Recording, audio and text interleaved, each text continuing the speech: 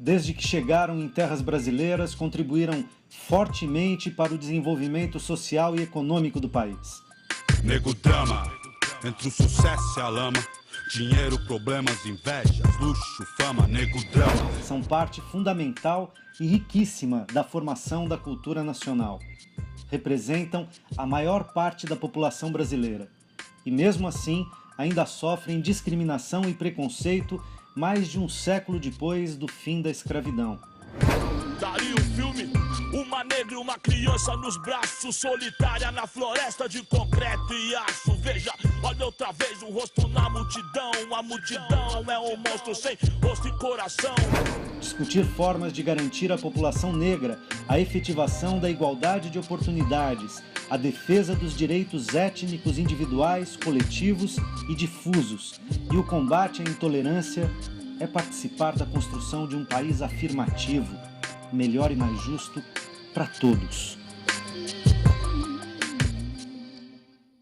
Olá, o Melhor e Mais Justo de hoje discute a igualdade racial entre negros e brancos no Brasil. Estamos ao vivo pelo portal tvt.org.br e também pela Rádio Brasil Atual FM 98.9 em São Paulo, 93.3 na Baixada Santista. Participe desse debate pela web ou pelo telefone 0 operadora 11 4930 7356.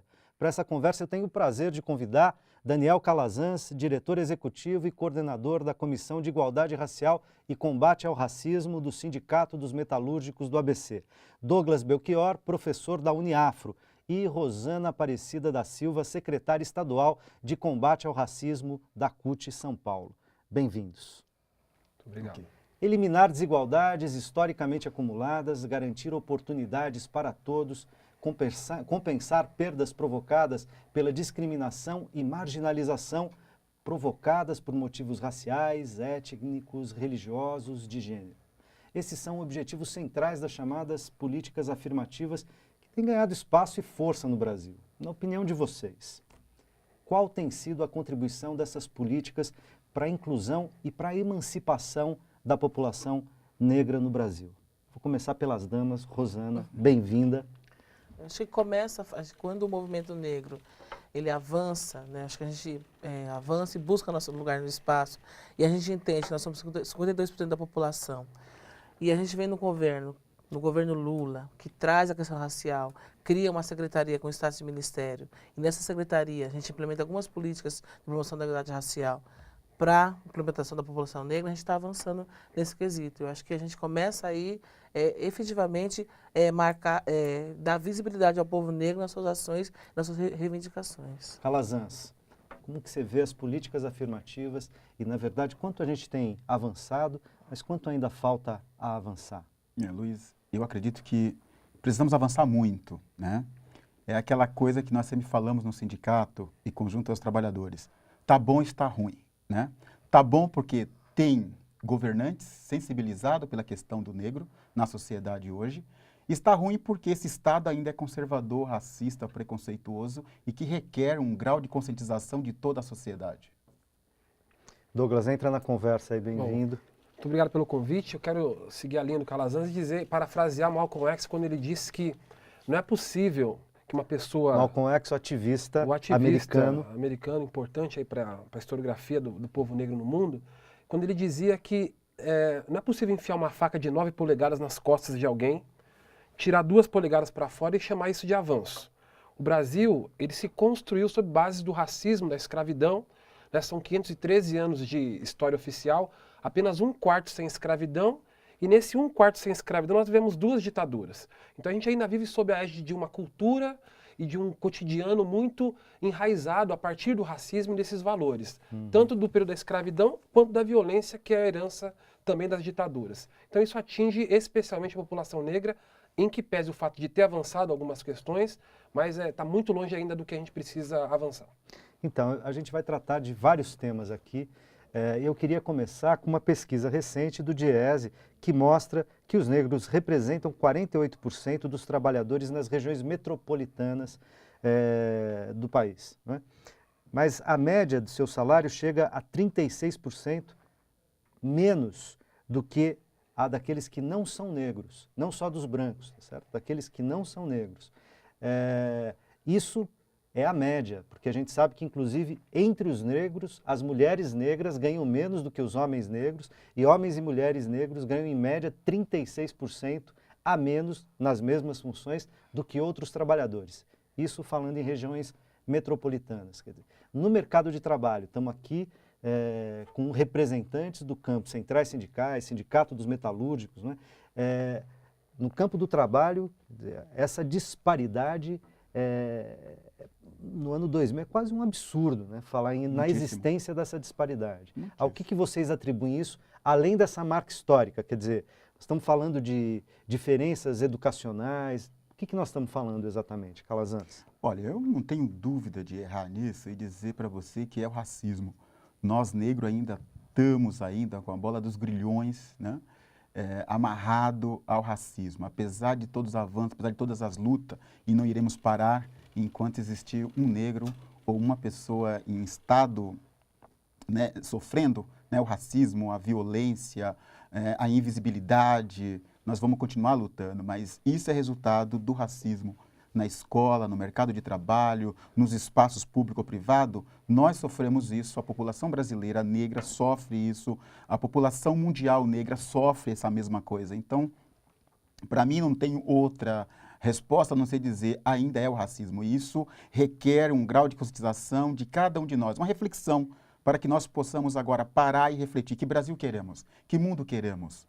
É um mundo igual, democrático para todos, ou um mundo ainda com as suas discrepâncias, né, com seus abismos sociais, né, para um grupo em detrimento de outros. Infelizmente, tem um Estado aí que precisa ser mudado, que precisa se aprofundar da democracia. E esse é o momento. Apesar de vários avanços por parte dos governantes, principalmente da presidenta Dilma e do presidente Lula, e nós vemos todo esse movimento na sociedade, várias ações, se nós não entrarmos no seio da família, da escola, e dizer que esse é o momento de nós repensarmos o Brasil e construir um Brasil diferente, juntos, acabando com o racismo e começando aí na televisão, e aí agradecer esse espaço na TVT, a televisão do povo, que dá visibilidade a essa população marginalizada e discriminada, que é a população negra.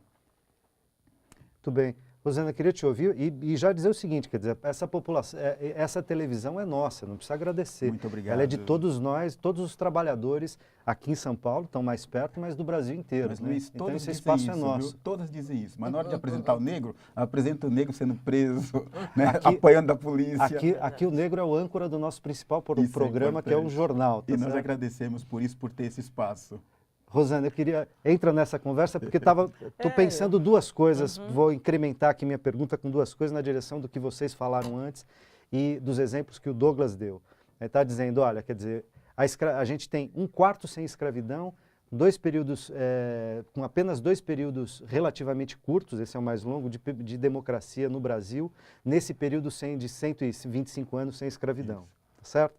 E os efeitos disso, entre outros, por exemplo, essa população está nas franjas das cidades, nas periferias, tem menos acesso à educação e, claro, quando chega no mercado de trabalho sem educação, longe, sem transporte, sem condições dignas de saúde e com racismo, discriminação, etc., é um prato cheio para continuar, para ser explorado no mercado de trabalho. Né? Então, queria te perguntar nessa direção, também o seguinte, há muitas críticas, a gente lê muitas críticas na grande imprensa, por exemplo, à política de cotas, né, que são também políticas afirmativas, na medida em dizer, olha, a questão da entrada nas universidades, por exemplo, ou cotas para os concursos públicos federais, ou cotas para trabalhadores nas empresas, etc., seriam uma espécie de constituição de um privilégio em nome de fazer igualdade. Né? Queria que vocês falassem também sobre essa questão das cotas. Então, acho que quando o Douglas fala da questão de 125 anos, a gente tem um racismo que é institucional. Ele já está, quem era dono de escravo, ele foi dono de grandes fazendas e dono do capital. Então, a gente fala do racismo através desse capital. Então, ele está institucional, nas instituições, você tem os juízes, né? nós temos os banqueiros, né? Né? Eles têm o poder, têm o dinheiro. Então, ele ainda acha que a população negra é inferiorizada. Então, quando a gente cai na questão das cotas, é o acesso que o negro vai ter nesses espaços que são de poder. E o que ele faz? Ele vai lá, ele tem a mídia a seu favor, ele desmistifica a cota, ele põe a cota como uma questão pejorativa.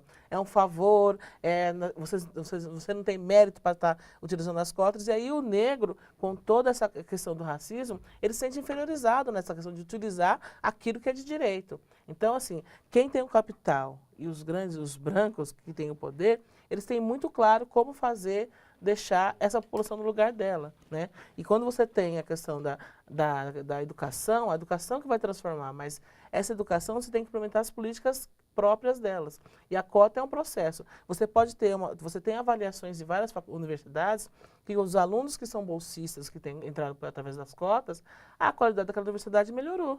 Uhum. E os alunos, no primeiro ano dele, ele tem uma... Ou seja, é falso, é uma falso, falácia dizer que esses alunos teriam um rendimento menor do que No qualquer primeiro outro. momento ele tem, mas depois ele acompanha. Ele tem rendimento maior até que os alunos que estão lá. Claro, porque tendo a ele- oportunidade, ao se adaptar àquele ambiente, ele passa a ter um Quer dizer, rendimento isso como não é qualquer outro. falado. Essa estatística não é mostrada nos grandes jornais. Você não vê. Então, assim, a cota ainda é um processo das pessoas dizer que aquilo é ruim. Então, o próprio negro se sente inferiorizado com ele. E cota por quê? Cota por Se quê? você for pegar 1888, né, o dia O ano seguinte, do fim né, da 13 de Sim. maio, dia da abolição. 14, aonde estava o negro? Né? Aonde estava ele? Ele estava exatamente no labirinto, que está até hoje. Sim. E aí o Estado, a partir de 1988, no seu artigo 5º da nossa Constituição, deixa claro, o Estado tem que fazer reparação. Isso não é um mérito, não é um favor. Isso é uma reparação que o Estado reconhece, que 400 anos esse povo foi massacrado. O seu Isso é trabalho... produzir igualdade pela equidade. Exatamente. Né? Quer dizer, Direito. eu não posso dar as mesmas coisas para pessoas que têm históricos e para grupos sociais que têm históricos muito diferentes. Tá Isso. certo? Ele foi usurpado o seu direito de ter o salário, de ter a sua terra, de ter o seu local, né, para constituir a sua família e também ter um futuro decente, uma vida digna. Então, essas cotas nada mais é do que uma reparação do Estado. O Estado dizendo, olha, eu fui lá, peguei o africano, escravizei em solo brasileiro. Toda essa estrutura de Estado que nós temos hoje foi graças a esse povo. Se existe um desenvolvimento, se existe um país grande, bom e belo para todos, né? Esse negro está de fora, então ele precisa ser inserido nesse processo. E aí ele deu cota para os imigrantes, né? Quer dizer, Também tem essa questão. tem essa, né? então, quer dizer, para nós não é dado cota, mas quando deu cota para o pessoal que veio de fora para cá, povo europeu, foi dado cota e ninguém questionou. Quer dizer, então, Eu acho que um exercício que, para a gente entender a importância da cota, para colocar no contexto, é imaginar que com o fim da escravidão, e aí é 1888, e em 89 você tem a República, né, nascendo, a República de Exato. concidadãos, a República em que todos têm os direitos democráticos garantidos, e a partir dali, no papel, a gente tem, Os então... direitos republicanos. os né? direitos Não era- republicanos. Não era uma democracia Não. propriamente, era uma monarquia. Exatamente. Enfim, Aquele findando, período né? de tradição, aquele período de transição, ele vai inaugurar um momento em que, em tese, todos somos iguais. E as políticas, elas são universais. O que cotas e as políticas de ação afirmativa trazem de novidade, vamos dizer assim? Que, na verdade, não é bem uma novidade, porque setores já experimentaram essas políticas em outros momentos no Brasil. Mas é o fato de reconhecer que as políticas universais, apesar de, em tese, e no conceito de nós sermos favoráveis, ora, nós queremos direito para todos. Não é? Escola não é para todos? A gente defende isso. Agora, o fato é que essa lei, ao ser para todos, ela não atinge todos, ela não garante a presença de todos. Então, ela não é de fato. E não atinge todos, inclusive porque as pessoas estão em posições, as pessoas muito diferentes. Em condições de vida diferentes e Pra de você gerar necessidades igualdades diferentes. tem que fazer equidade. Geograficamente Verdade, também, então, né? Periferia e centro. Claro, então Claro, o que verdade. acontece? A política dirigida ela é exatamente isso, ela vem para compensar as falhas dessas políticas gerais. Ora, é claro, as pessoas colocam assim, mas vocês são a favor de cotas e são contra, então, investimento em ensino básico. Vocês estão começando pelo teto. Tem esses argumentos. Sim. Até hoje eles repetem isso. Nós estamos desmistificando isso há 10 anos, discutindo 10 anos. cotas. Ora, em nenhum momento o movimento negro defendeu cotas contrapondo investimento em educação básica, por exemplo. Porque é Ao uma política contrário, a de gente Estado, sempre né? defendeu as duas coisas. Agora, não dá para continuar tendo política universal que não chega até nosso povo, como se isso fosse resolver, porque não resolveu em 126 anos. E mesmo porque a gente diz que o ensino ele tem que vir desde da creche até terminar, né? Claro. Não é só. Deixa eu colocar né? aqui, antes da gente continuar, a gente está com uma enquete no Facebook /Rede TVT, que é a seguinte: entra lá e vota. As políticas públicas voltadas aos negros avançaram no país? Ou as oportunidades para a população negra são as mesmas dadas aos brancos? Você acha que o sistema de cotas é uma ferramenta de inclusão social? Melhor e Mais Justo também está fazendo essa enquete sobre o tema da igualdade racial. Você pode votar pelo facebook.com/Rede TVT. Entra lá e vota, participe com a gente. Calazans ia falar, eu te interrompi. Não, é dando continuidade ao que o Douglas está falando, exatamente. Por exemplo, você tem aí uma legislação que, de fato, está lá escrito, mas na prática, né, o negro sofre, né, a sua discriminação velada, invisível, né, dentro das fábricas, né, no mercado de trabalho, dentro da escola, fora do portão da escola. Ou seja, para onde ele vai, ele se depara com o racismo que é patente no seu dia a dia e que, infelizmente, você tem através de ato, gesto, sutilezas, deixando bem claro qual é o seu lugar. Ou seja, existe a diferenciação velada, né? O negro ele está numa condição subalterna, subserviente a um processo colocado pelo Estado, marginalizado pelo Estado e por todo o seu aparato repressor, e tem uma sociedade que está assistindo isso. E quando vem o debate de cotas, muitos simplesmente reconhecem de fato, mas diz o seguinte: bom, mas se eles começam a ascender e a ter acesso, alguém vai perder? Então o debate é mais profundo. Nós queremos um Estado para todos, um Estado democrático, aberto para que todo mundo tenha as suas oportunidades. O que nós estamos discutindo é que o negro não tem oportunidade. E as oportunidades que são abertas, eles colocam N dificuldades para que o negro possa... E, na verdade, trata-se de perder, sim, mas perder privilégios e gerar oportunidades iguais para todos. É né? verdadeiro. A gente vai agora para um rápido intervalo e daqui a pouquinho a gente volta no Sai Daí.